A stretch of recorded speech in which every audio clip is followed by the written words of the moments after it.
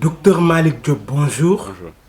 Vous êtes le directeur général de l'ASAPEX, l'Agence sénégalaise de promotion des exportations. Justement, comment se portaient les exportations généralement pour l'année 2019? Pour l'année 2019, on peut considérer que le Sénégal a battu le record historique de la croissance des exportations. Je pense qu'au niveau mondial, aucun pays n'a pu réussir à avoir un pourcentage aussi élevé en termes de croissance des exportations, ce qui est vraiment une performance exceptionnelle de la politique publique du président Macky Sall que constitue le plan Sénégal émergent. Parce que le plan Sénégal émergent intègre dans son volet économique une transformation structurelle de l'économie, des investissements structurants dans des secteurs porteurs de croissance et surtout des moteurs d'exportation.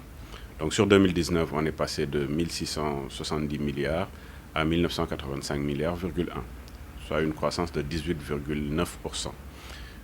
Toute exportation confondue, 29% au niveau du secteur agricole. Sur le plan de la production agricole, la pêche constitue le secteur numéro 1, plus donc l'agriculture, l'agroalimentaire. Vous avez les secteurs des mines, l'artisanat, le textile, l'étiquette, les services, les exportations des biens et services, etc. Donc c'est vraiment un secteur dynamique qui donne des résultats probants et c'est lié à une vision, la vision du président Macky Sall qui croit énormément aujourd'hui aux exportations. Le coronavirus qui défraie la chronique, beaucoup de pays sont touchés par cette pandémie. Le Covid-19 a-t-il un risque pour les exportations au Sénégal? Ce qu'il faut retenir, c'est que sur le plan économique, ça va chambouler totalement la vie économique des États. Déjà en termes de production, la production elle est vraiment aujourd'hui au ralenti. Donc quand la production est au ralenti, les échanges vont être au ralenti. Les rencontres même qui dépassent 1000 personnes n'existent quasiment plus dans le monde. Aujourd'hui, qu'est-ce qui régissait les échanges? C'est les salons professionnels, c'est les foires, les expositions. C'est ça aujourd'hui qui régit les échanges au niveau mondial. Si vous n'avez plus de salons professionnels, ni de foires, ni d'expositions, eh bien, les échanges vont être ad minima.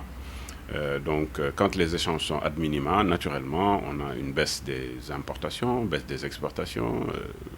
L'économie l'économie mondiale va subir naturellement les contre-coups de l'existence de cette pathologie qui est une pandémie.